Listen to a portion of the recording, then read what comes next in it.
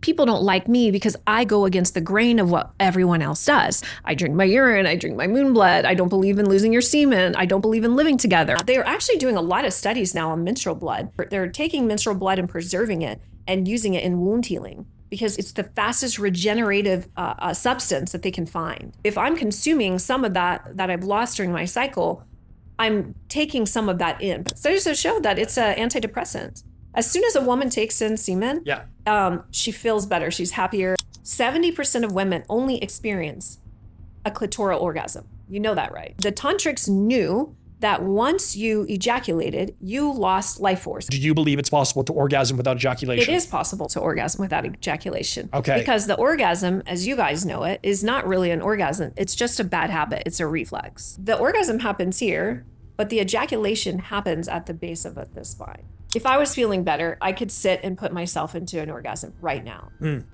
just not touch myself and just be present with you just by focusing my energy, moving the breath.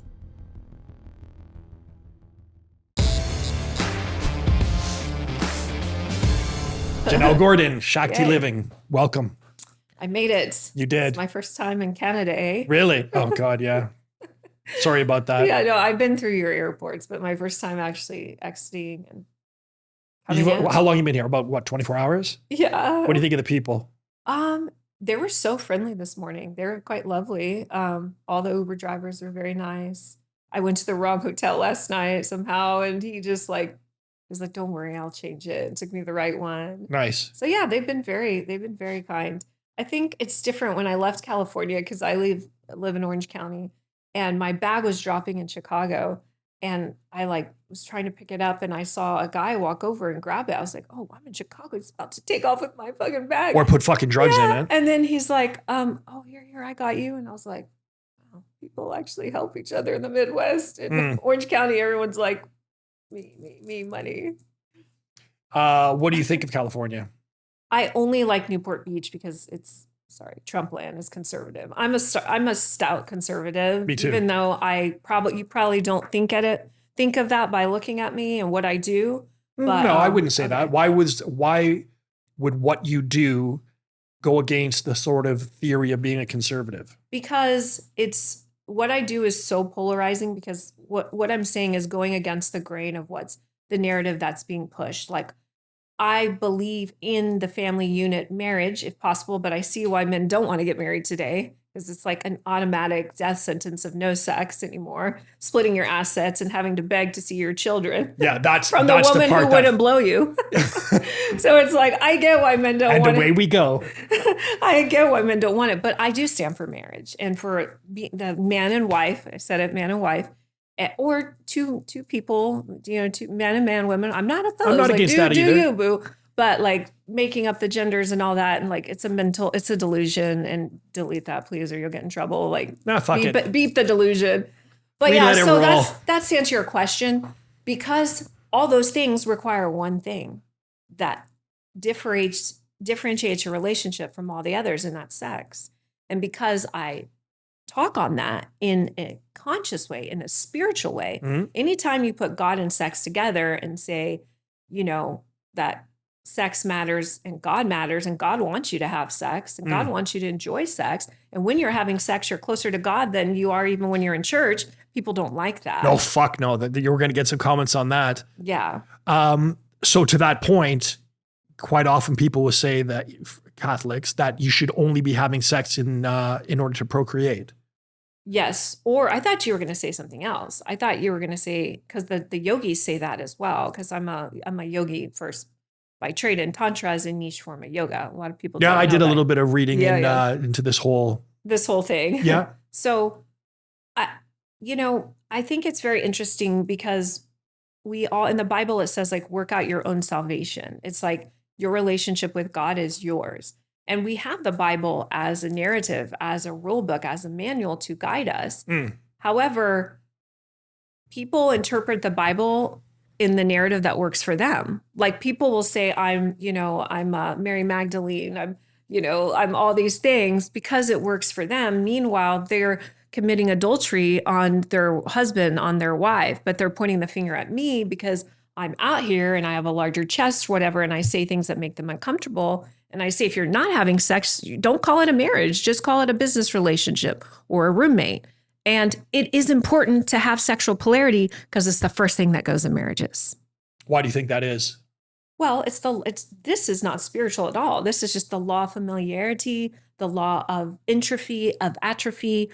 You obviously work out, and I think you're an athlete, if I remember correctly. Mm-hmm. So you've been doing this probably your whole life, yes, right? Since I've been 15. And exactly. And it's now like ingrained in who you are. It's your identity. Right. But say you weren't. Say you were some middle America, couch surfing, beer drinking, potato chip loving man who lasts like 30 seconds or can't even get an erection, right? Yeah. That's a different set of rules for him. So if he stops working out, nothing happens.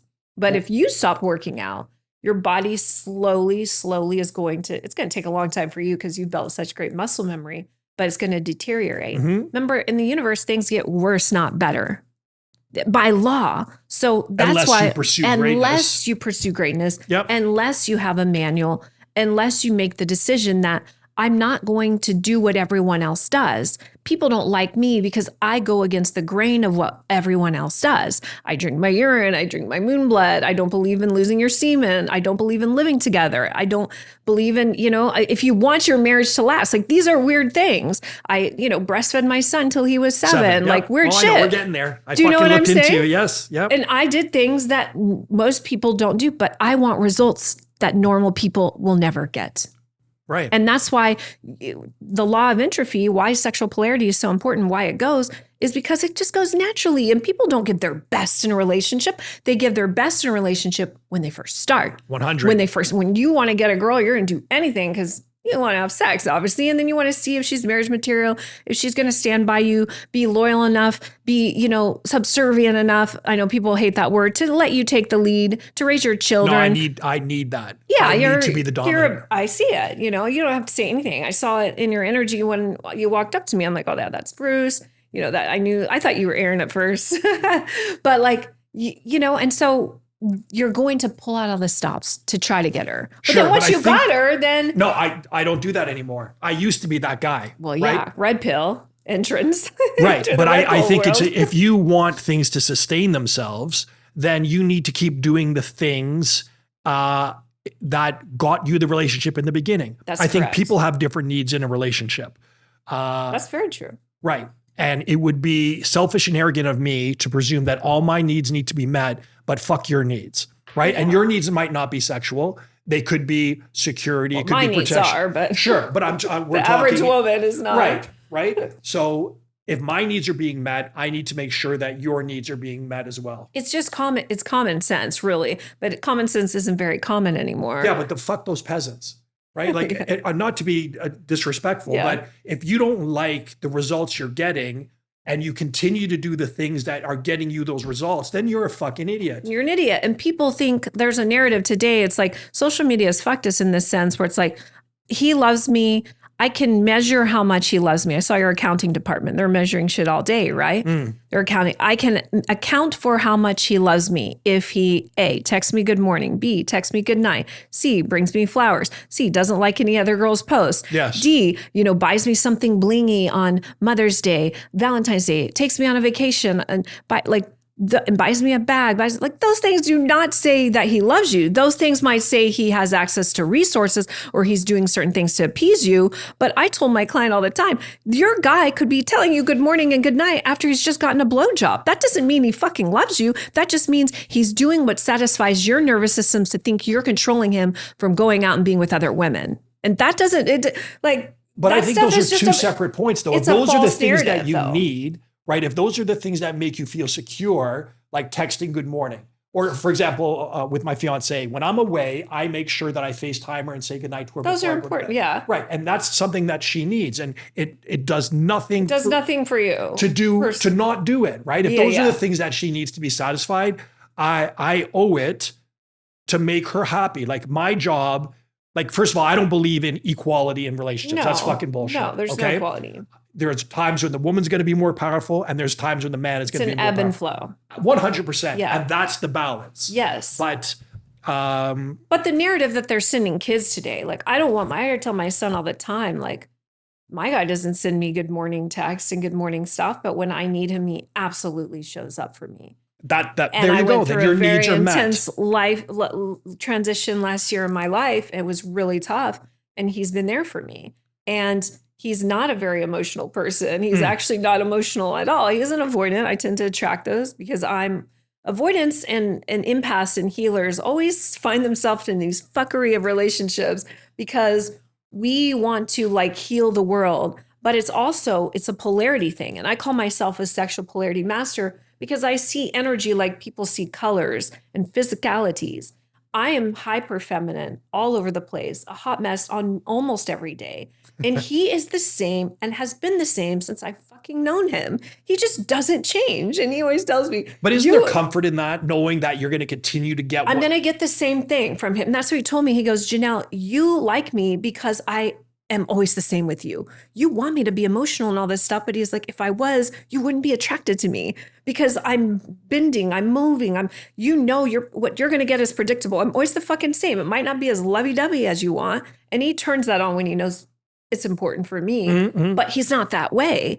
And I wouldn't want to be with someone that was that way. Right, because I want to be with me? No way. I'm a disaster unless I have like Shiva, who is just always steadfast, unmovable, unshakable, unfuckwithable. While I am doing my little crazy, my emotions are changing like the weather because our hormone cycles run differently than yours. 100%. Yeah. It was interesting you brought up Shiva, the god of reproduction and destruction, correct? Yeah, Shiva is the divine. That's the like more literal terms, but it's like they're archetypes. So it's like you have like Elvis and Marilyn. You have man and woman. You have Shiva and Shakti. It's an archetype of energy. So it's masculine, divine feminine. And those are the energies that exist in everything in the universe, even in this cup. It's plus and minus, right? It's everywhere. It's polarity, day and night, hot, cold, yin, yang. It governs the entire universe. And that's why I look at relationships very simply. I'm just like, it's just a polarity issue. If I can solve that for you, then I can solve whatever challenge you have. The polarity issue could be with the woman or it could be in your own body. You could have too much feminine energy and that's why you can't get an erection. Why do you have too much feminine energy? Well, let me tell you, let me see what you're eating. Let me see what you're doing. Let me see all these things. And then, I can balance them and help you balance them. Because I don't want to fix people. I want them to help work with the body they have to fine tune it in alignment to what they need. So interesting that you said that you're like the divine feminism, but you don't. Feminine. The divine feminism. Yeah. Feminine, but you do not like feminism. You don't like feminists. Yeah, I don't subscribe to feminism or feminists because it's all just a narrative that's being pushed. Okay. We as humans want to feel like we're a part of something. And the more regular, normal, or quote, basic, you're not any of those things, a person is, the more they want to be a part of something because it gives them value, gives them identity. Your identity is you're an athlete, peak performance, a businessman. You make a lot of money, you do a lot of shit, and most people will look up to you and they want to be that because they'll never be that. And that's okay because not everyone can be extraordinary or we just have a room full. They can be, but the potential, like there's not a million Tony Robbins, right? Right. It's like, you can strive for that and your greatness might be what it is. But I'm saying like the 1% on the planet, those people are just, not everyone can be them. They can be their 1% version of themselves. And that's what you should strive for. But with the feminist movement, they took a whole group of women who wanted to feel like they have an identity with being respected, with being valued, with being great, if you will, because they felt like a man's power took away from that. But do you believe a man takes away the power of a woman? Absolutely not. Okay. They're women, and you might not agree with this, women are actually more powerful than women. Than men, you mean? Or than men, sorry. I fucking agree with you 100%. But it's how they use their power. If you look at any great historical person, you look at Samson and Delilah, holy fuck, you look at, they say Hitler, Eva was the mastermind. There's other Napoleon, like all the women, it's insane. These women have taken down like men who were like ultimate G's in history. Women are very powerful. Extremely. It's just, we don't know how to tune into that and to embody that power, because we, as the feminine, we are the earth, the element of the earth. We birth children. That's why we have hips. That's why we're more connected to the lower energy centers.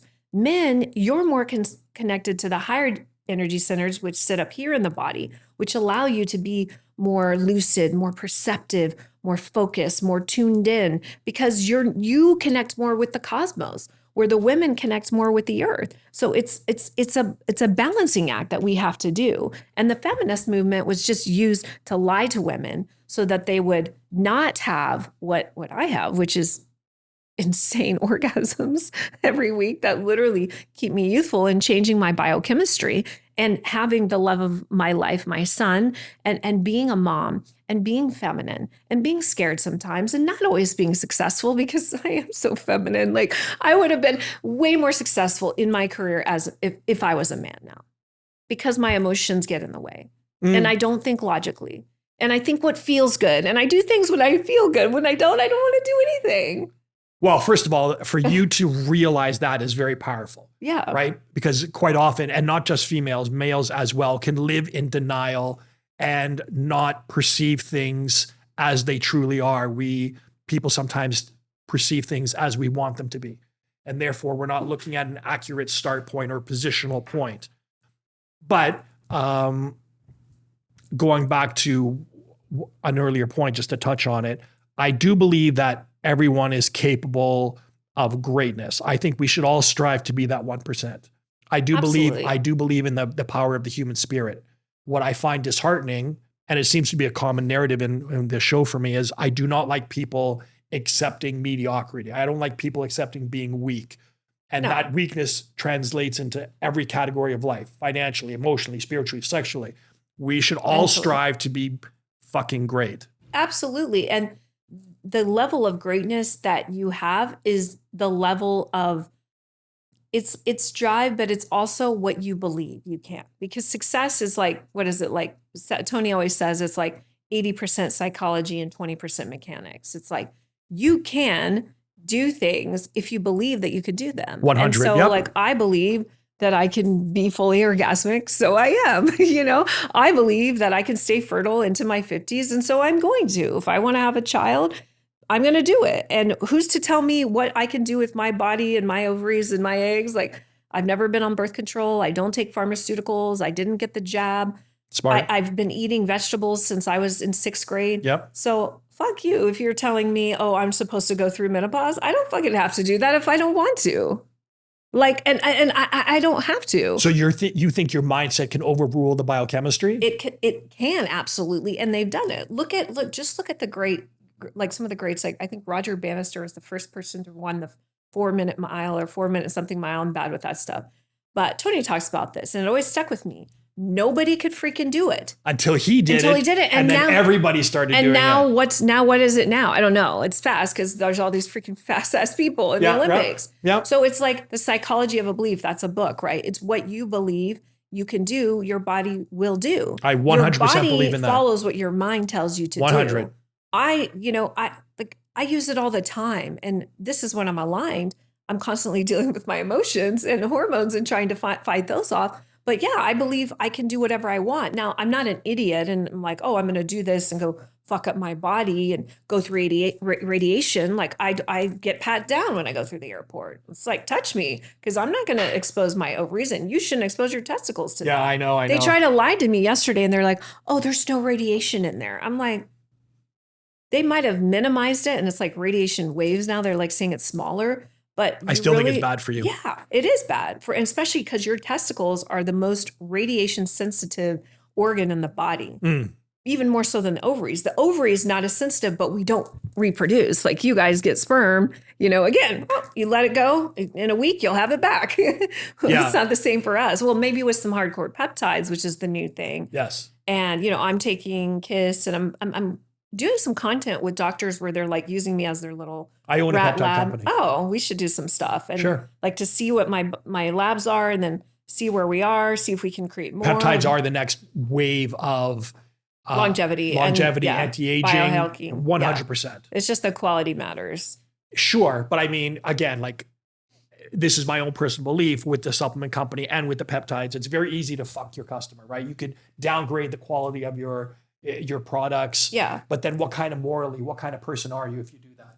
Oh, a bad one. That's why it's like, only the best for the best. Like I treat my body better than like probably the way some people treat their cars. I'm like, people tell me all the time, oh, you're disgusting for drinking your moon blood, and that's gross and it's waste. And I did look into that. So let's discuss that. I said, maybe for your body it is because you drink and you do drugs and you take pharmaceuticals and you take prescriptions. And by pharmaceuticals, you mean what? Recreational drugs? Drugs from your doctor or whatever. Oh, yeah. Okay. And I'm not saying to go against your doctor. I'm not a doctor at all, but you're putting chemicals and things in your body all the time. You're eating GMO food, you're eating processed food, you're eating, I'm not saying don't eat meat, but choose how you eat it. I don't do any of those things. So my blood is very pure. It's high vibrational. It's high charge because I operate on a different energetic field than most people do. I can take my sexual energy and I can create something out of it. Can you do that? Well, you can, but you don't know how. Right. But I can teach you. Right. So when people comment on that, they are actually doing a lot of studies now on menstrual blood. They're taking menstrual blood and preserving it and using it in wound healing because it's the fastest regenerative substance that they can find.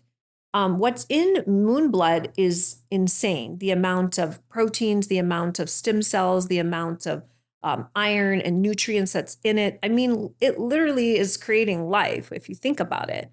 And so the life is in the blood. It is blood. I mean, life is blood and blood is life. So it's like, if I'm consuming some of that I've lost during my cycle, I'm taking some of that in. But it's not just the physicalities of it. It's the energetic principles of what my blood represents. It's life force. So you believe in grounding?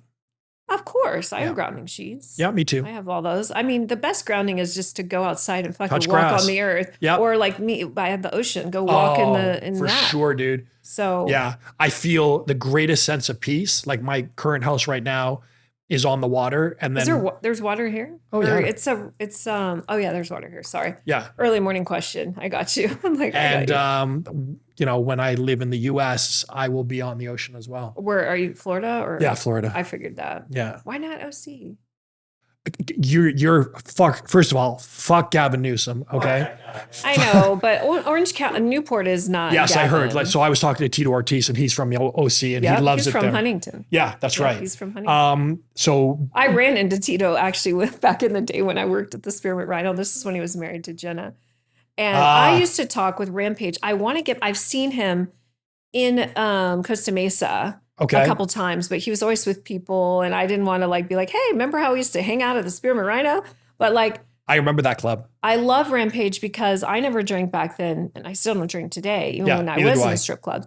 And he always liked me because I would just sit and talk, and we would just like this, and he'd buy me waters. And Dana White was always trying to get all those guys in the back room, in the champagne room, to do sex stuff with the girls.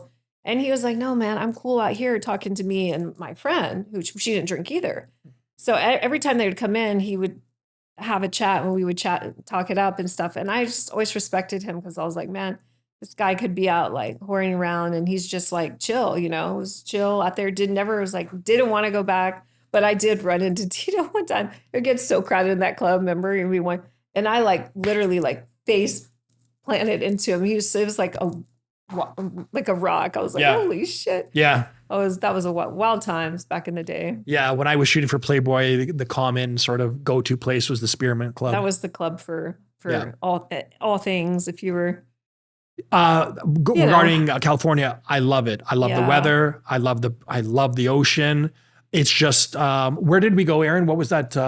We're Laguna? No, we went to Venice. Venice. That's the other side. Crackheads all over the place. You got to stay out of LA if you go to. I mean, I don't know the uber wealthy. They live up in Calabasas and all those areas. I can't speak on that because I don't go up there.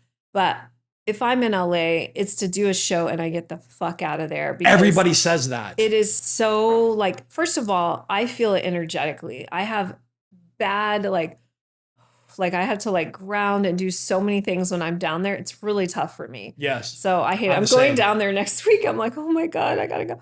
But Orange County is different, and Newport Beach is, I think it's a little slice of heaven. It's like so just chill, and it's a little uppity, pretentious, but I mean, I don't do well with pretentious. It's in some places, but then there's also an air of it's just chill, you know. It is very grounded. You can feel it when you're on the 405 and like you go past the 55. Once you get past Costa Mesa and you start moving, it's just like a rush of like just peaceful energy that hits you. And I feel it every time I'm coming back from LAX or LA. It's good, but you do deal with the other politics around. Yeah. There's a lot of conservative money though in Newport. Yes, I've heard this. I just Gavin has just fucked, California. I know. And I think he's a slimy piece of shit. What do you think about Spencer Pratt? It's funny. We've been talking about this with a few people. I don't know. He's getting a lot of attention, but is he getting attention because of who he is or because there's actually merit to what he's saying? I've heard from some people, there's no way in fuck he's going to win. I don't think he is, but I think I wish he was. They asked him who his political mentor was, and he said, Jesus Christ. I was like, dude, I love him. He has balls because most politics stay off religion. Yeah. And most podcasters stay off religion, politics, anything. And I don't. I'll say all of it, I'll say I love Jesus, but I'll also go into church and have sex and feel more connected to God than I do praying in my house, Like, I think that we've adulterated what Christianity is and what living for Christ or living for Jesus means. We've made it a narrative that fits what we want it to fit. Right. And I think there's some very shitty people, and I've experienced this over the last couple of weeks with some people. Like I had a guest that said something contrary to the standard belief of Christianity, and he got fucking attacked by all these people in their bio saying Christ is king. To me, be a good person. Yeah. Regardless of what religion or what dogma you prescribe to, be a good fucking person. Because if you're using the facade of being a Christian or a Muslim or a Jew and you're still a piece of shit, then you've lost what the true meaning of spirituality is. Yeah. Love others as I love you. Yeah. Help bring people out. Be a good fucking person. Don't be a piece of shit. Yeah. There's a lot of, and that's where I got a lot of pushback from even the podcasters. Like, I've been trying to get on Dave Asprey's show for a while, and he said yes. And then his producer's like, oh, no, we don't want her. She talks about the same stuff that he talks on. And it's like, you just are triggered by me. So why, and this again annoys me. This happens a lot of times on many platforms. Even Elizabeth Carson, she had me on her show, then she didn't air it. Ooh. And then she aired on her private thing. And then she wanted me on to come back. And then her producers is like, no. And then it caused a fallout with us. And I was cool with her. And it's just like, why? What do you mean? You say you support women, but you don't. They're like, it's not good for the brand. I'm like, but you talk about sexual stuff too. Everyone wants to dip their toe in something sexual because it makes their numbers spike. But then it's like, to have me on, they're like, oh, no, we can't do that. And this has happened multiple times. Happened with Elizabeth Carson, Dave Asprey's, back and forth. Who else has like said, oh yeah, we'll have you on. And then they're like, oh no, the producers are like, no, we can't. See, on one hand, I can appreciate the fact that if their podcast is their sole means of income, I get it that you need to protect it. But for me, and I think the whole purpose of doing something is to introduce conversations that make people uncomfortable or force people to grow or examine their own vulnerabilities, their own weaknesses inside. Otherwise, you're fuck off with that shit. Like, yeah. I'm never, like when you said, is there something I don't want to talk about? I will talk about anything. I don't hide anything back. Yeah. You and I should be able to have questions. Yeah, of course. And I should be able to force you into areas that you may not be comfortable with respect. Yeah. Like I'm not, and you should be able to counter as well. It's a dialogue. It's like, I did speech and debate when I went back to school late after I had my son, trying to figure out like what to do. And I learned how to debate. I learned how to talk. I learned how to speak, and it changed my life. And I understood how to have conversations that are backed by sound arguments, by, using common sense, by ethos, by pathos, by logos, by all of it. But people don't do that today. They're just like, oh, you offended me, or it's like, I'll talk about anything in regards to, as long as it's respecting my son, because I feel like, yeah, but we don't need, like, we don't that need to shouldn't talk have about to go in that, to that perspective or that area of your life. But everything else, like, I'll talk about anything. And I like to hear other people's perspectives. 100%. Because people are mad at me right now about the meat and the erection. And I'm about to do a whole video on this. And they're like, that's not true. You don't know what you're talking about. You're just a podcaster. I'm like, little do they know, like, I spent a year of my life in Thailand. Like, most of these yogis, and they got their certificates like online a weekend. I moved to Thailand and India, and I lived under my guru's feet every day. It was the most uncomfortable time in my life, but it was also the most growth, where I realized all the shit that I had been accepting, all I'd been brainwashed, this, that, and the other, all, like, everything, my ego. I was spending too much time on my looks. I wasn't connected to God. I wasn't connected to my body. And I just got real, and I did some crazy stuff that changed my life that most people will never do. Like? We did a lot. I was starting to drink urine. Like, that's where I started it back in 2012. So let's talk about the drinking of the urine and the drinking of the menses. Yeah. So I did do a little bit of research on specifically the menses one, because I found that most fascinating. Yes. So as I understand it, your theory is that there's a lot of, first of all, stem cells. I actually go to Mexico and get stem cells every 6 months. So you believe, and I don't find anything gross about the menstrual cycle. Like, a lot of men do. Yeah, I don't. I think some do, or a lot of boys do. Yeah, I think a lot of men are boys, though. Well, that's what I'm saying. If you're a man, you know that it's a part of life. You've had a child, you've seen what happens in delivery. It's like, it's not all cute. So it's life. It's life force. Like, yeah. That's it. Yeah. And if your body is clean, like, you're clean. I don't use deodorant because I don't need to, because I've done so much cleaning. You never smell me. Yeah, that's interesting. So yeah, so I heard, because then I understand that you use the menses in a tea, correct? No, I just drink it straight. Oh, fuck. I have a moon cup, and I like, just pull it out, and it's a little tricky because you have to drink it on an empty stomach. So you have to, like, time it, but then you can't let the moon blood sit too long either, because it changes it a little bit. Okay. So you kind of want it, like, fresh. So hopefully, and I basically do train my cycle that it starts late night or typically early morning. So then I just take it and I top it without anything. And straight out of the moon cup. Some people do tea, they do facial. I'm just like, I'm putting it back in the body. I mean, if I want a blood facial, I'll just pull my own blood out and put it back on my face. But I want to consume it because I know that, and it's less for the nutritional components. I said that on Sean's podcast because people are idiots. And if I give them something, then they can be like, oh, okay. But I do it. It's really energetic. I believe the more blood you lose, the more life force you lose. Oh, and the I quicker agree with you that. die, and the quicker you go into menopause. So the tantrics, we preserve our moon blood by, first of all, sublimating it. So the path of tantra is sublimation, which means taking lower energy and moving it to higher. So this is energy. Blood is energy. Yes. So if I can sublimate that through practice, which is through diet, through yoga practice, through breath work, through visualizations, through mantras, through yantras, all this stuff, then I can move it up. But I live in a place where there's still cars and society. And so anytime you're not in full nature, you will bleed more. When I was in Thailand, I bled less because I was on an island. Yeah. I bleed more. And I was eating more clean there than here, even though I eat clean here, but the quality of the food is just 100. all different, you know? Yes. So it all adds up. So the more blood, I'm still losing blood, but I'm consuming it back into my body as an energetic preservation. It's like it's almost like a shot of stem cells, but not just physically, it's energetically.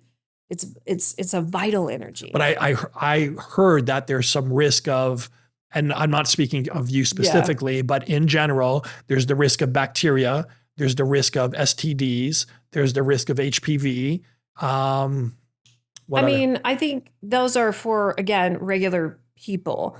There's, you know what I'm saying? If you consider the source, like, my body is a portal, it's a temple. I don't put any shit in it.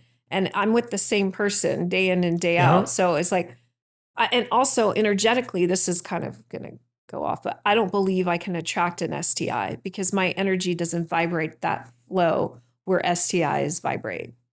Huh.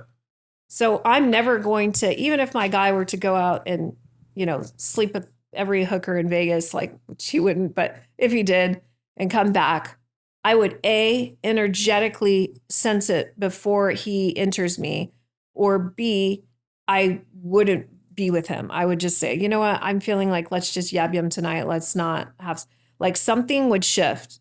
And things have happened like that where I don't want to get into too much detail, but things have happened where I've felt like this was a no and I haven't engaged with someone. And the only time I ever got an STI was when I was having some postpartum and it was pretty bad. And I had a natural birth, and because of my demographics and kind of just coming from my background, which isn't super pleasant, I was definitely a higher number for postpartum to hit. Okay. So I did get it. And I was going through a really tough time, and I did get HPV from my very famous partner who gifted me with an ozone sauna to treat it. So now I have an ozone sauna. So I'm like, I got an HPV and I got ozone, so it's all good. But I cleaned it up because I went into the OBG, I had it, and they were like, oh yeah, you've got HPV, 1 or 2 spots. It's not bad, but we want to treat it with cryo. So first of all, I went to my ex, who was an NLP master, and he like did his voodoo on me. He's like, no, you're not having this. Da, da, da, da. And so I did his little mantras, and he NLP'd me, got me the ozone. I did alkaline. I did the ozone every day in alkaline, just greens, which isn't too much of a stretch from what I was doing anyway. I went in to get the ozone treatment, and it's like a freezer, right? They go, or not the ozone, the cryo. Yep, I've done it. Yeah. So they take it inside you and I don't. They go, sorry, I got it confused. I sat in the ozone. I went to get cryo from the OBG. Okay. And so they stick this thing inside you and go on your cervix and hit the spots that are HPV, right? Yes, I definitely haven't done that. No, you haven't. So they tried to go in and they broke, the machine broke. And they were like freaking out. They're like, this has never happened. We don't know what's going on. So they like tried it again. They're like, we can't get it to turn on and last. They were like embarrassed. They're like, we don't know what's happening. I was like, I know what's happening, but I was just like, it's all good. And they're like, can you come back in 3 weeks? We're going to get it fixed. Because they have to do like 2 minutes is what they do. And then minutes they do. So I came back 3 weeks later and they're like, the machine's fixed. We're so sorry. Don't know what happened. Same thing. Like my energy was just too powerful. I turned the machines off. So they never really, quote, got me, but I went back 6 months later and HPV was gone.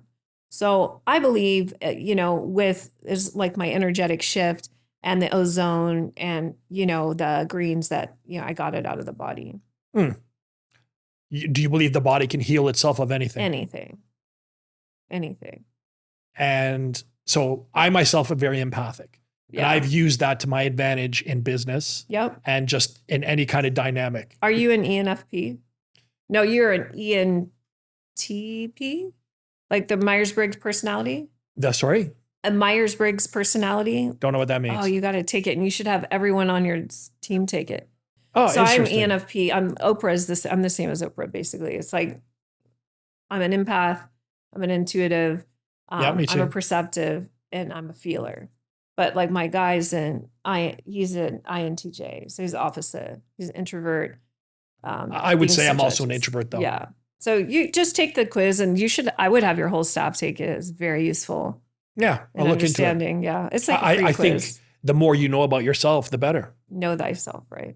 Yeah, so the menstruation thing. To thine own self be true. Yeah, know thyself and then fucking change what you need to change about it. That's Don't the just problem, like know yourself and be like, oh, I'm an asshole. That's what happens.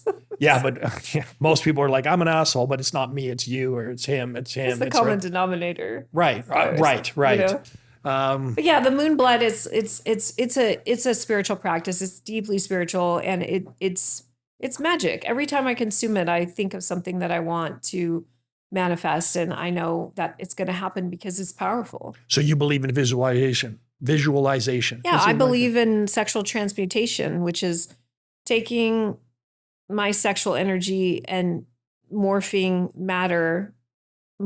energy into matter, like taking energy and creating something out of it. And that's literally what happens with childbirth, with a child. Like you're taking sexual energy and you're creating a life. So if you can do it in that regards, then you can do it with anything. And that's literally what I've done with my entire life. Like I shouldn't be here. Why?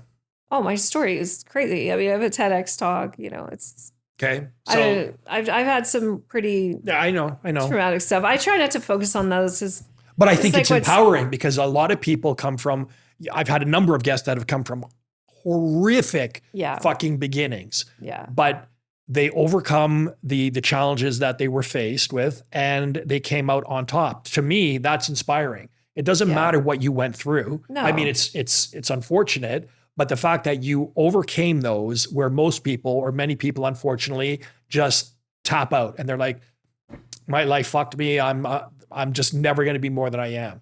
So I actually have a lot of respect for people that come from dire straits and overcome their challenges and become successful. And I don't mean that in just a monetary sense. I just mean they've overcome their demons. I highly respect people for that. Yeah. And I think it's a decision that we make that, when we come into this life, it's like, okay, I'm choosing to come in and suffering so that I can experience what it is to suffer, what it is to heal, and what it is to go beyond that and to actually thrive and not just stay a victim. With the feminist movement, they want everyone to stay victims. You did this to me. I'm this. Same thing with the Me Too movement. It brought in, and this is not disrespecting anyone who's experienced actual trauma. I don't want anyone to suffer, including women. Like, I want them to be healed. I want them to grow and to be loved the way they should. But it's like it ushered in an entitled movement of, if I have a bigger amount of suffering, I get more praise and I get more is sympathy. And it happened with the LGBTQ movement. It's like, I decided that I wanted to cut off my genitals and reattach them and go through all these transitions. And now you're going to accommodate my lifestyle.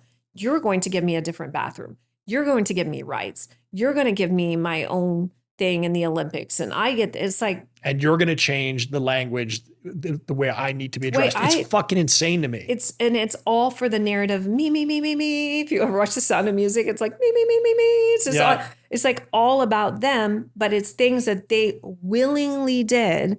I always use the example of like, I got a nose job when I was in 2009. It really didn't change anything in my face. I was like, why did I even do it? Because later on, I had like a bunch of sinus problems, which happens to often people get nose jobs. And typically you don't just get one, you get 2, 3, you get like a dysmorphia around it.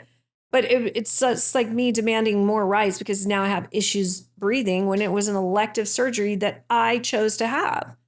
So that's what's happened in the movement today. It's like everyone wants someone to cater to their traumas, their triggers, instead of just taking ownership of the mistakes they've made in life, saying, I fucked up. And that's what I say. That's why I tell people openly what I do. Yeah, I've done this. Yeah, I've done this. Yes, I had a pimp. Yes, I was trafficked. Yes, I was an idiot. I fit the demographic. I was a statistic, but I'm turning my life around, and I have been, and I'm not a statistic anymore because I was a statistic. I wouldn't be here. Neither would my son. He wouldn't have been to 23 countries at 11, He wouldn't have done the experience, the things he's done so far.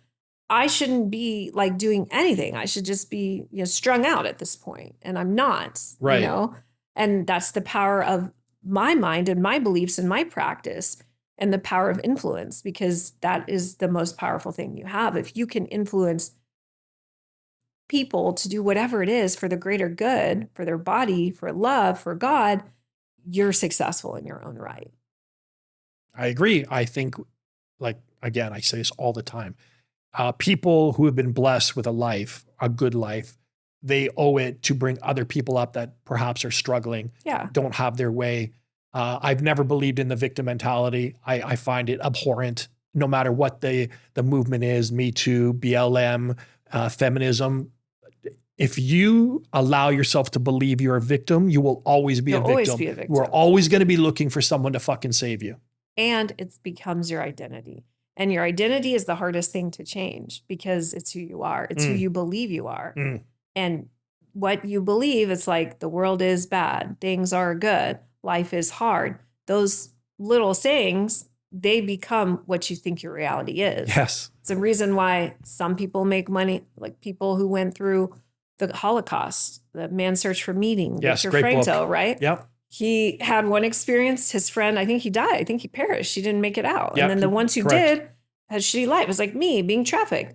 I had pimp. I went through, listen, I always say, like, it was tough. I went through some crazy moments, like, where I should have died multiple times. But there's women who have it a lot worse. But went through the same process, same ownership, same, like, I wasn't my own. My body wasn't my own. I had a quota to make. I got beat up if I did it. Guns held to my head, thrown down flights of stairs in Gladys Knight's neighborhood. Crazy shit has happened. But I'm not still in the clubs. I'm not outside on the corner. I'm not being escorted out for the top dollar and still strung out or on a bunch of medication. No, I use the very thing that I was traumatized through to help other people heal.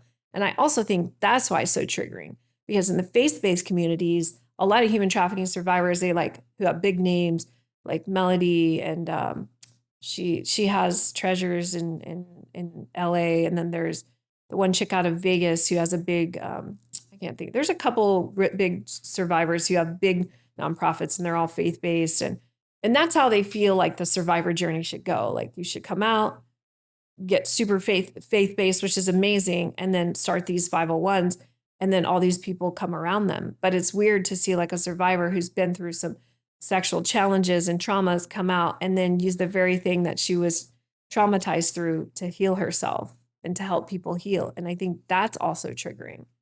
It's like, but why would we not touch on sexual trauma and shame? Because men go through it. Yeah, of course. The first trauma is circumcision. Like, you didn't get decided if you wanted the tip of your dick cut off. Your parents said that for you. Yes.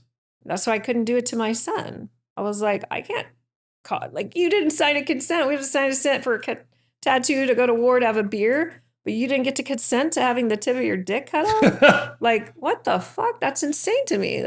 Or to be shot up with a bunch of fucking vaccines. It's not even the vaccine. Don't get me wrong. I mean, I am anti-vax, but I'm not even talking about, people are like, polio, you want your kid to die? I'm like, relax, bro. Like, I think we conquered that. Like, polio is not even a thing anymore. But it's not talking about the vaccine itself. It's what they're putting inside of it to make it cheaper. The mercury, all these types of things. Like, so, like, they don't get a decision. And then the sexual trauma of, like, having your first masturbation experience of, it's typically fast, it's rush, you're worried, are your parents going to come in? Like, what's going to happen? Are you going to be shamed? You have a sock or some weird shit, like American Pie, it's weird. It's awkward. And then you start your sex life like that.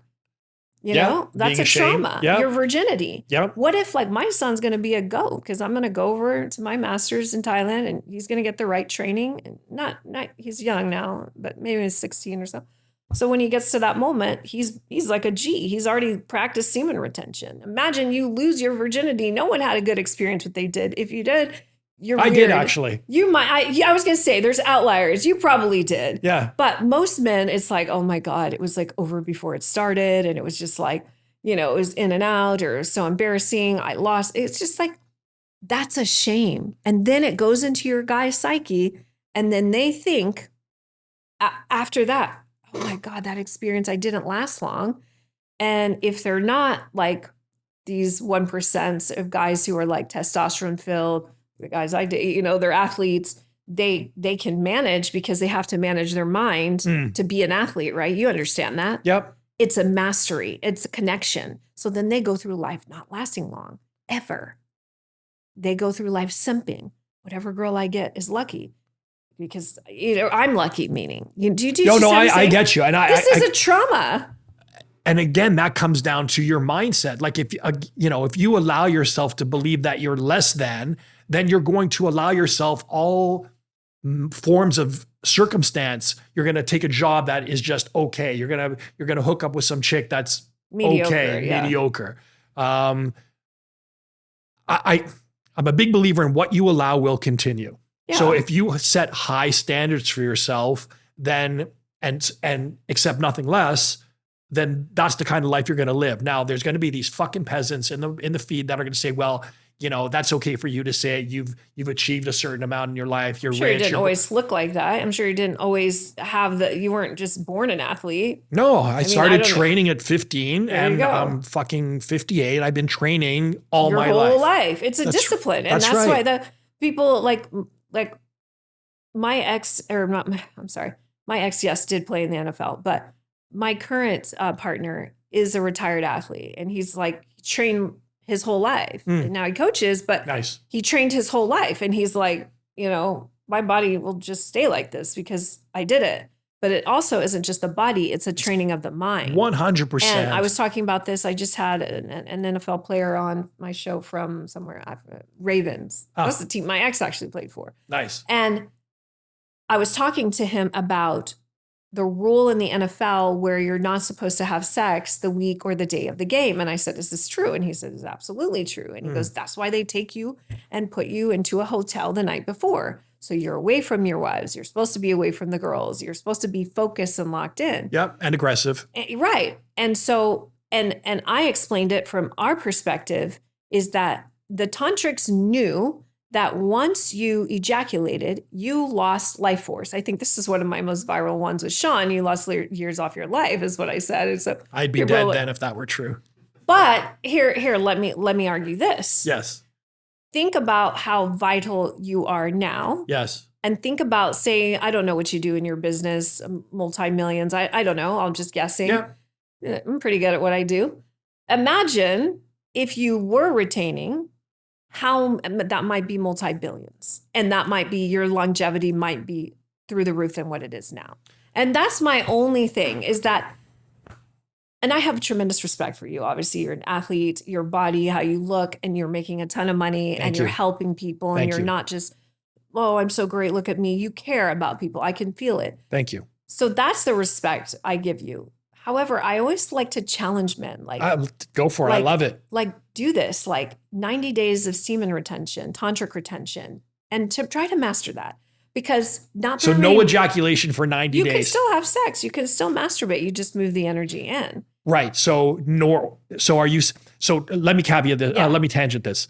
So I used to train with some Russians, right? And my instructor at the time believed the same thing. He never ejaculated. Who was it? I wonder if it was my teacher. His name is Vladimir Vasilyev. Okay, no. Okay. Are you MMA? Is that what you're? Yeah, I've done everything. Okay. Yeah. So I've tried everything. I like to learn everything that I can about everything. And so outside of him having kids, he doesn't believe in ejaculation. Yes. So your theory is if a man doesn't ejaculate, he is retaining his life force. Yes. Now, do you believe it's possible to orgasm without ejaculation? It is possible to orgasm without ejaculation. Okay. Because the orgasm, as you guys know it, is not really an orgasm. It's just a bad habit. It's a reflex. Okay. It's just like if I do this and my knee just automatically goes. Spasms. It's just a reflex, right? Okay. And the doctor does it, make sure, oh, you're good. You're still functioning great. And that's basically what's happened with all men. Their whole life, they have thought that the orgasm was the ejaculation, but they're separate. And if you see it, go back through some of those viral posts, you'll see guys say, this has happened to me. I have orgasmed, but nothing came out. And or I've ejaculated and I never orgasmed. Because here's what I'll tell you why. There's two reasons. One, orgasm happens where? In the brain. If I was feeling better, I could sit and put myself into an orgasm right now. And just not touch myself and just be present with you just by focusing my energy, moving the breath, allowing my body to be in a relaxed state. I could do it. And it's the same intensity of a clitoral orgasm. Remind me of that because that's a problem. Clitoral orgasm. Okay. We got to go there. Okay. Or a vaginal orgasm. We got a lot of problems. That was better. So the orgasm happens here, but the ejaculation happens at the base of the spine. Okay. So, now, are we referring to the chakra of I believe it would be the seventh, the 8, 7, no, the red? They're starting from the base. So it's going to be between first and second is where the spinal fluid comes, right? Okay. Or where because I did yoga for a number of years. Yes. So the 7th is up here. So if you're doing the traditional chakra system, there's only 7, but if there's more, there's 7 times 7 within each chakra system, but that's not for this show. You got to work with me. But long story short, the orgasm's happening always in the brain. And the ejaculation is just a reflex that's coming out of the spine. That's why you can have nightly emissions. Are you orgasming in your sleep? No, it's just you're eating too much protein. You have too much uric acid in the body. You're eating too many too many yin foods, which making you lose your semen in your sleep. And so that's the difference. So the tantric men train themselves to master the semen and retain it and transmute it throughout the body and recycle it. Just like I see in Canada, y'all are recyclers here. It's everywhere. In the hotel, there's recycle bin. I'm like, holy Shiva, they don't play around here. Yeah. So it's the same thing. I'm helping you to recycle that energy through your body so that you don't lose it. And that learns, so then the orgasm as you know it, some of the great David Data is like a modern day tantric man. Montauk Chia is obviously the GOAT. I interviewed him, but he talks about once you have an orgasm the tantric way, all other orgasms pale in comparison because it's not the same. It's like for me saying, would you like a clitoral orgasm or a cervical? I'm like, it's like, do you want fast food or do you want the most luxurious? Like for me, it's some like cauliflower cooked at some 5-star resort, 5-star Michelin star chef. For you, it's a big steak, like a Wagyu, the nicest, right? With gold dust. Everyone's doing the gold. Yeah. So I'm not that pretentious. It's I know, but it's the difference, right? And so for me, I don't have clitoral orgasms because they're so like, that's so last year. And also it's depleting life force. Because if you think about it, the clitoris is the underdeveloped tip of the head of the lingam. Okay. So the clitoris on me would have been my penis if I had an XY chromosome versus XX. Wow, that's crazy. Yes, and so here's this thing no one really gets it, but I get it, and so I want people to get it. So maybe I got to phrase it differently. We have an epidemic of women becoming men today. Not even just transgender but the mentality of women losing their femininity and moving into masculinity. So why do you think I have my own perspective? Here's my theory. Let me go for it. Okay. Yes. Here's mine. Here's the Shakti, the tantric theory on that. There's so many things, the food, the agenda, blah, blah, blah. But what I personally believe is it, and the numbers support this. I actually came up with this theory. I need some white papers. Maybe I could write my thesis on this. Professors would be like, what the fuck is this? But 70% of women only experience a clitoral orgasm. You know that, right? I've heard there is a vast percentage difference. 70-some percent. And then there's approximately 20% experience no orgasm climax at all. I thought that number was far higher. I think it is higher. I know it's less than 10% who are like me, multi-orgasmic, cervix, any kind of orgasm, we're having them, right? Yeah. All of the above. They're very rare. It's rare. And I hate to break it to you, she's faking it, or she's just having a clitoral. It's just that women aren't doing it. Okay, so here's my theory on why they're becoming more masculine and masculized. Is because they're having a masculine orgasm.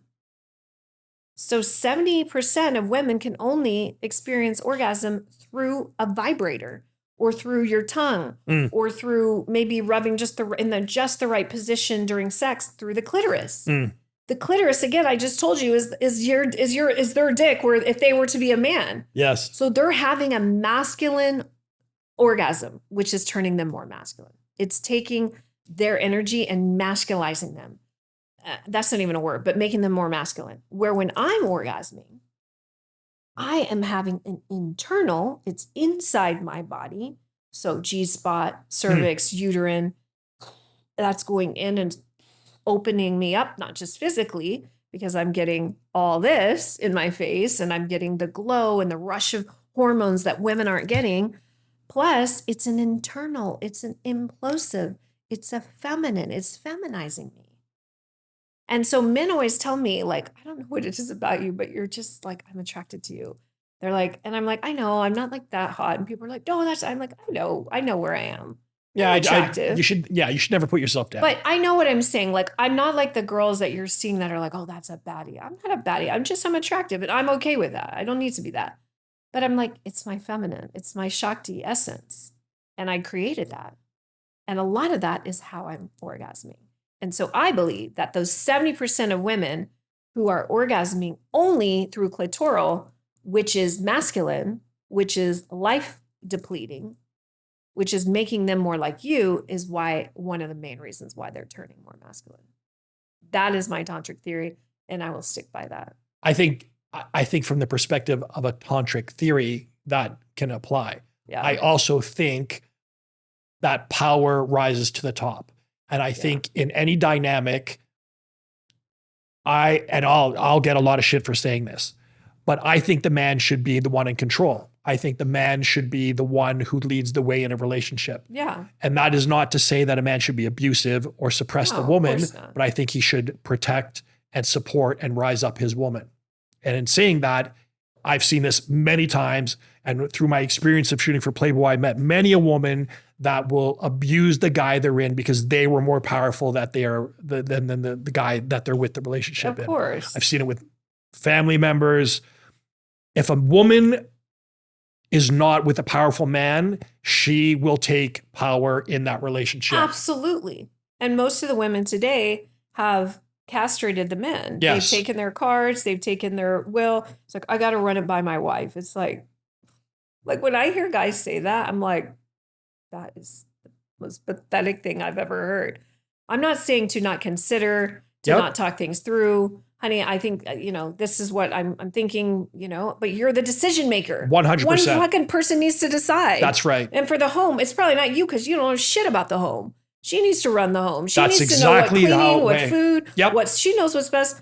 And I even told my guy, I was like, because he's not sold on kids. I am more. And he's like, I was like, I'd be making the decisions for it. He's like, yeah, whatever, trust you. Like, he doesn't know. He doesn't care. Like, right. He doesn't know. His job is to provide and be the fucking same every day for me. So I can be crazy and take care of the house and do what I need to do. I agree 100% with you. The men that are like that, because a lot of women are like, Jenelle, why aren't you with someone who has like a ton of money and like take care of you? And but you can be powerful and not have a lot of money. I mean, it's obviously easier to be powerful when you have money. Yes. And there's a lot of benefits to having a lot of money. Yes. And anyone who says money doesn't matter is full of shit. They've never had it. Yeah, they don't have fucking money. They've never had the experience of having money. Right. And so money just amplifies what you are. If you're a good person and you're nice, kind, loving, you're going to be more nice, kind, loving. You have the availability to be nicer and more generous. To be more generous. 100%. And so it's money. It doesn't change you. It just makes you more of who you really were. Right.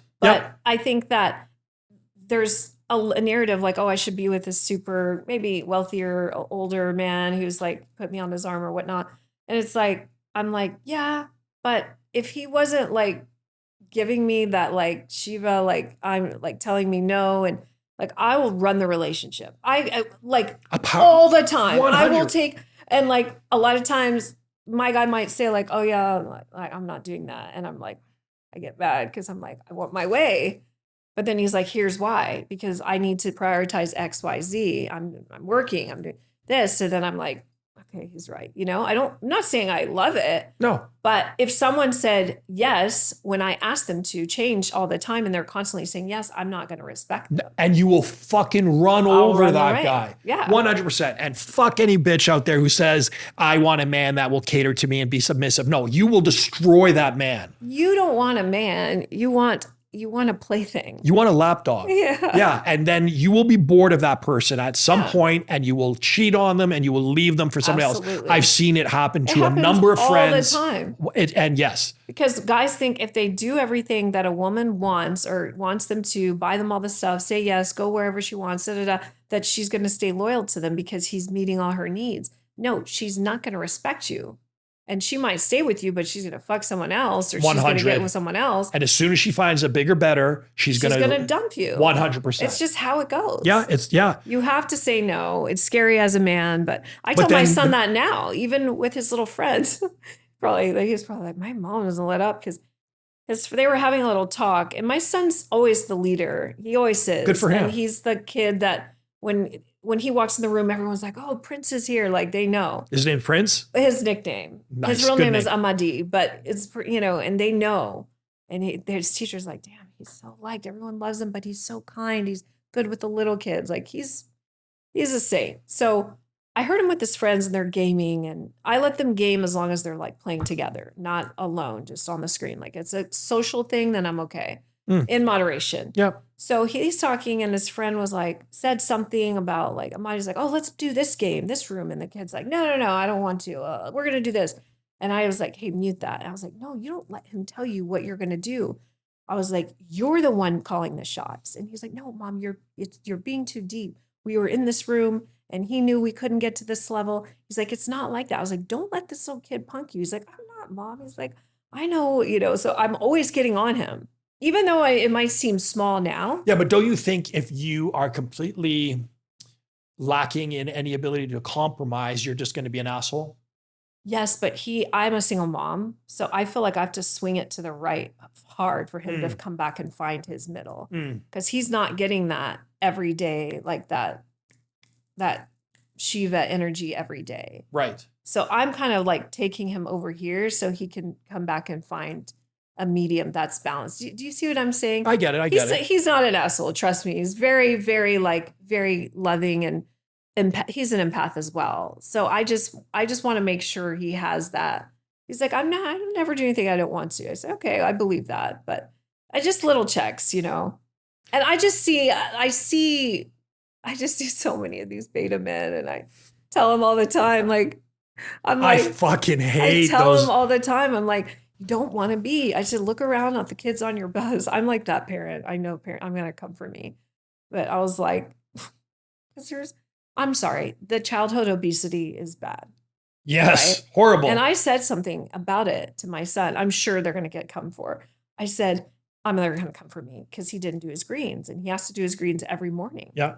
And it's hardcore greens. Yeah. And I said, and I let him have a few snacks, but I just started. And I was like, you don't want to be another fatty on the bus, do you? And then he was like, Mom, there's a bunch of kids that heard that. I was like, I don't care. Because I believe that you have to have a standard now. Yep. You have to train them now. Mm-hmm. So let them have their fun days. Let them have the bad stuff that I cringe over. But you have to teach them the foundation of what health is. And he's an athlete and what his body can do if he puts the right things in it. I already gave him the genes. His dad, they're professional athletes in Belgium. They're 7 feet basketball players, or they were. So he has the genetic gene pool.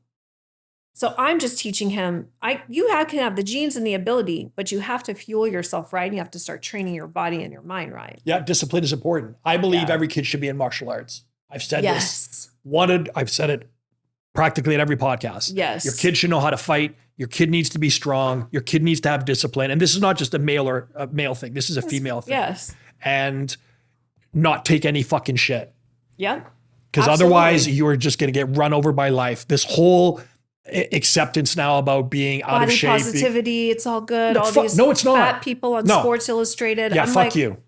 I'm sorry. I used to look up to those women and I was like, oh God. And like, I'm not saying they have to be the crazy skinny. Like they should look like, have like the good curves, and just be fit and healthy. It doesn't mean that you need to be ripped and have like, no, but you need to be 18% healthy. body fat or some shit for women, or, 15, like just be healthy. But then when they switched it, and even Victoria's Secret, it's like, why are we doing? And then I saw this yesterday, and I know this is bad. There is this lady, and bless her heart, I sent her Reiki, I sent her energy. She was so overweight. She was older.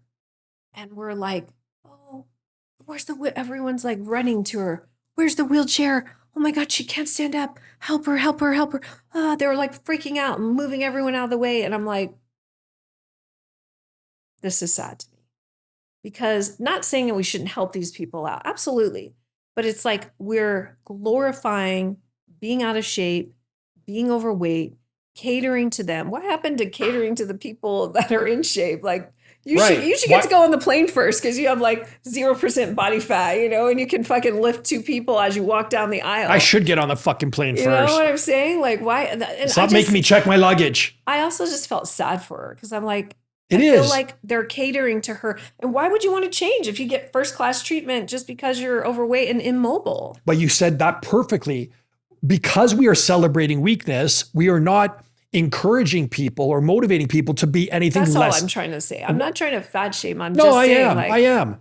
Like you shouldn't be fat. Yeah. And I'm going to get all these motherfuckers. Well, my thyroid. Fuck your thyroid. Okay. Yeah. Work harder. You can do something about it. Absolutely. I'm not saying go run a marathon, but start walking around the block. Start doing something. Yeah. Yeah.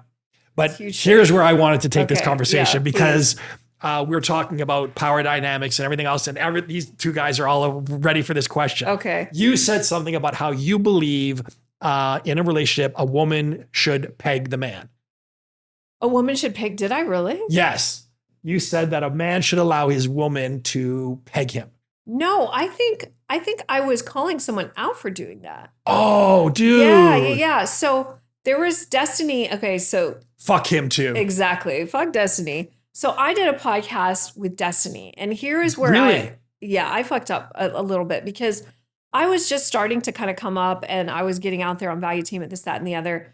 And one of Destiny's friends from Miami reached out to me and said, "Hey, would you debate him?" I was like, absolutely. I didn't look him up at nothing. I was being a poster child for femininity. I was being a little arrogant with it. I was like, that's fine. I don't care. I'll be fine. And then I got on the show the first time, and he had another girl on, and they both went on me. And I was like, well, that's not fair. No. It's like if I was supposed to do a debate with you, and then there was like another person here, I'd be like, wait, I didn't bring anyone. So then the second time I went on, I met this like influencer guy who was like a total loser. He's like, oh yeah, I know him. I'll debate. I'll come on with you. And it was I work with Dr. Barr. She works with like Mike Tyson, Dana White, a bunch of, she's stem cells heavy in Newport. And I love her. She's like my mom. And so she was a connect through, they met. And so she introduced me, oh yeah, Jenelle does pods and stuff. So he came on, I didn't vet him. And then he turned and was on Destiny's side. So that was my fault again. So then the last time you think that was like designed to do that? I think he was very feminine himself too. He was one of those influencers that's like online in LA with like all these cars and women and like money and like just doing this whole like, I'm so cool, I'm so masculine. But what's his name? I'll find it after the show. Okay. I am sure you know who he is. Yeah. I honestly, I hate that shit. Yeah, because it's like you don't have to say you're masculine. You just are. 100. If you need to announce you have a big dick, you do not. Exactly. Oh, like someone on the other day about the meat thing, they were like, oh yeah, that meat theory doesn't work. Mine's so big and hard. I said, says who?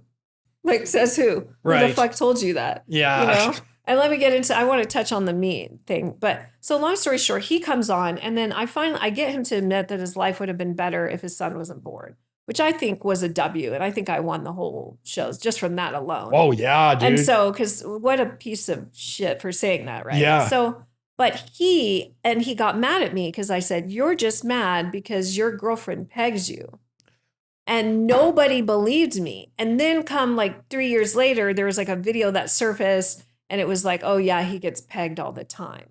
And so that's probably what you saw. Oh, okay. And that clip went off, and they were all saying, oh yeah, he talked so much shit about that sex therapist. But she was right. He does get pegged. So Destiny gets pegged. Yeah, he does. Yeah. So he hated me too. He hated me. I do not like the way he presents himself. I don't like the way he carries himself. I hate people that are inherently weak and then abuse other people in order to achieve some kind of modicum of strength. He's never worked a day in his life, and his hands are so feminine. I remember looking at his hands. I was like, oh, those delicate little dainty fingers. Like there was not a single callus. There was no, like, it was just like a little boy's hands. I was like, oh my God. And then, he appeals to like a very small niche of guys who are just like beta boys living in their basements. Yeah, they hate me. And same, they don't like me either because they know that they couldn't even be in a room with me knit clothed without losing their ejaculation. It would just be gone. But he is the epitome of feminine. Yes. Energy. Yes. If you close your eyes, like I hear a woman. Yeah, I don't like him. And he's so smug too, and in the way he conducts himself. Yeah. I don't like him. I'd have to punch him in the face. I could never debate him. I don't think you could get in a room with him. No. He's vile. It was all virtual. I never I debated him on Jubilee. And I was like, fancy meeting you again, Destiny. And the whole name, first of all, throws me too. Terrible. Yes. Okay, so that dismissed, because I could never allow that to happen. I don't, like, I think that's a very feminine thing. That's what I thought. It's gay. I mean, it's how gay men have sex. Yes. And I'm not putting that down. No, I mean, whatever floats your boat, dude. It's very feminine. And it's a sign of weakness, and it's a sign that they don't feel like a man anyway. So it's almost like it's a mental fuck, because when when a woman is pegging them, it's almost like, yeah, I am the B. I am that bitch. It's too submissive for me, like mentally, because I've actually had this discussion with my instructor, Martin, who's going to be here tomorrow, and he practices Tantra. And I'm like, well, what do you think of this? And he's like, I can fucking never do that. I just can't, like the whole submissive. It's the polarity too, a polarity component of the parts of the body that are positive and negative. It doesn't work for men. Okay, good. So, I mean, I think that, the prostate and stuff, that's very real. The stimulation of the prostate, I understand. The process. You can do that with your fingers. You do the finger, tongue. Some guys are not okay with an object inside. They're okay with the tongue or around, but finger, object. Always ask permission. Do not just assume a man. Before you put that hamster in there. I assumed it. I saw it on TikTok. He likes prostate. It's like, you might get punched. And please just ask for consent. So then the last point is you want to touch on the meat and the testosterone. The meat. Okay. So I did like a little snippet on eating meat and why it's not good for long-term erections and erection quality, longevity of it. Now I say this because there's always some guy that's like, oh, I have a great one. I'm always hard. And I'm like, yeah. And there's always outliers. There's always men who are peak performance athletes who train their mind, who have a discipline. Maybe they're in martial art. And so their body is different. They also move testosterone different. Their T levels might be higher. But as a rule of just thumb for health, if you just look up health, and I know Brian Johnson does the Try Not to Die guy. He does a lot of this. He's plant-based as well. Yes, I know. So you just have to look at how meat sits in the body. God, I'd love to get on his show. I think we'd have a fascinating conversation. So how meat sits in the body, it takes the longest to digest, which fish is the minimum, 1 to 3 days. Then it goes chicken is like 2 to 3-ish. And then you have what is cow? It's beef. Sorry. Beef. I don't eat meat, so I forget. Beef is like 3 to 5 days. And then like pork is 7 to 10. Oh, I didn't know pork was longer. Yeah. Pork stays the longest in the body, and it takes the longest to digest because it's the worst for you, right? Yeah. Think about it. I kind of went from best to worst, like chicken, fish, like that. So what happens? The body is trying to break it down, right? It's trying to pull, okay, it's in the intestine. It's like, no, this is nutrient, this isn't, and we're going to push this out as waste. That process is what I said, 1 to 2, and pork being the longest. So fish is the least, pork is the longest. Okay. When that's happening, why do they tell you not to eat before bed? Well, there's a number of reasons. Because your body is if you go into bed with a full stomach, it's going to prohibit proper sleep. Your body is still digesting it through the night. That's right. Yes. Your body is busy digesting food instead of resting. You need to be resting and recovering and rejuvenating. Right. So that's why I advocate to stop eating at 8. Should stop eating or a few hours before bed, depending on what time people go to bed, because everyone's bedtime's a little different. You and I might stay up later. Other people, are in bed. So it's like several hours before bed. Agreed. Even drinking isn't good. If you didn't drink your water that day, oh well, get it in the next day because then you're up. Yes. Yeah, exactly. So your body is just busy digesting food. And that's what's happening. When your body is trying to break down the meat, it's hindering, it's a vasoconstriction, right? Because your body is having to pump harder to work to digest the food. Yeah, fair. And what is an erection? It's vasocirculation. It's a circulatory experience, right? So the circulation happens when there is peak performance circulation happening strong enough to give you an erection. If your body is constantly digesting meat, breaking it down, your erection quality is just not going to be strong enough.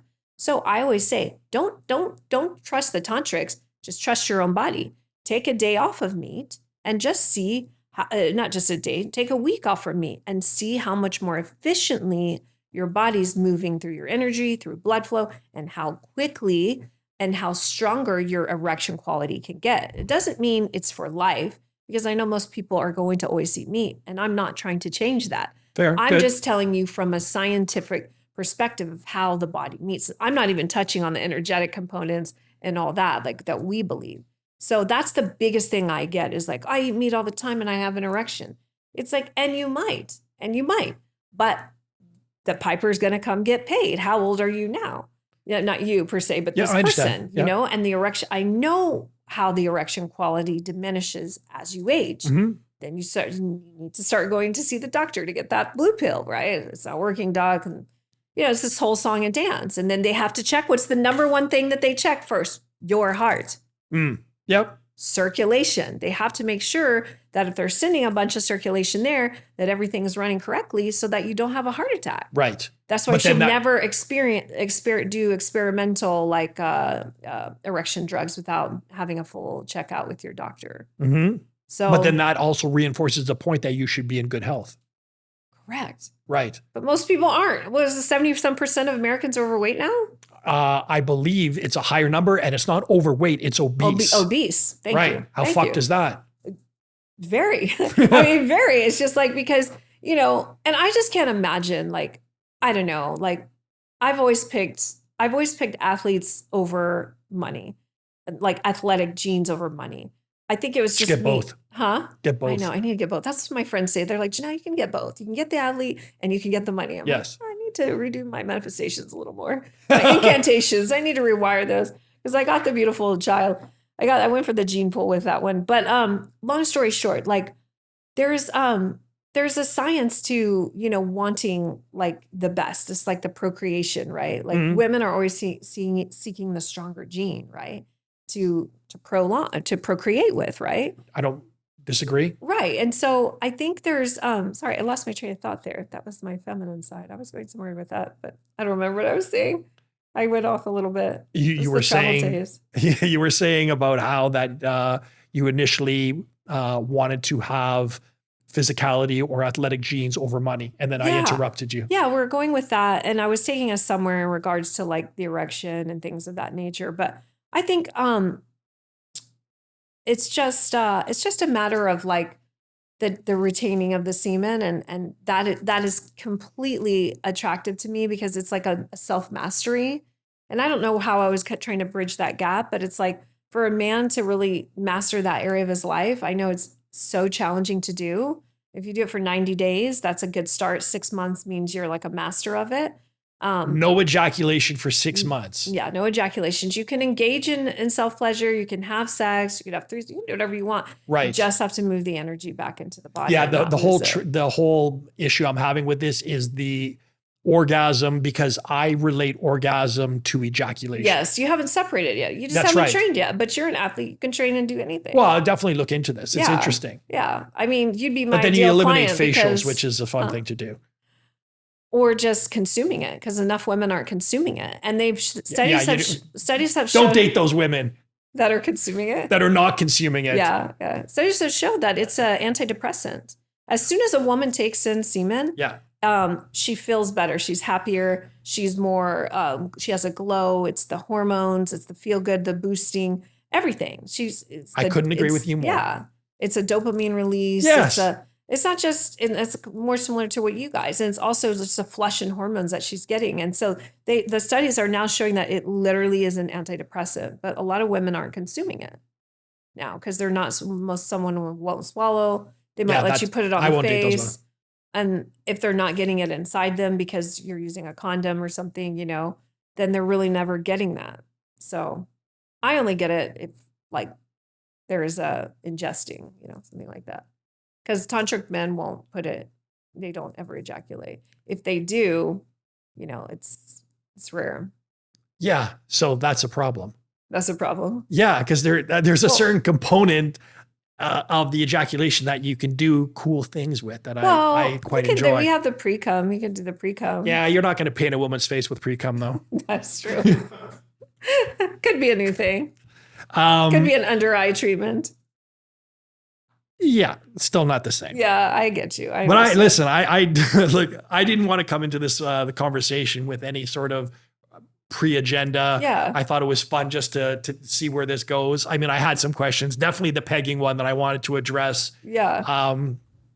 This was great. I had a great time. Thank you so much. Thank you. I feel like we could have gone a lot longer. There's so much to cover. It was already an hour and 20. I'd love to bring you back though. Yeah, for sure. We could also pick like a certain topic and go really deep into that, or Cool. something that your people want to know more about. Like, like anal is one of the big ones that we talked about, and sacred throating, like, hitting different spots and stuff. So there's a lot of fun stuff we can do. Sacred throating. Yeah. So I did see you did a reel about how deep throating will heal trauma in women. Yeah. That was with Sean Kelly. I call it sacred throating. Yes. Yeah. Yeah. So I think that's a wonderful idea. Yeah. So let's go into it next time. Thank you so much. Thank you so much. It's been so much fun. Thank you. Yay. We're out.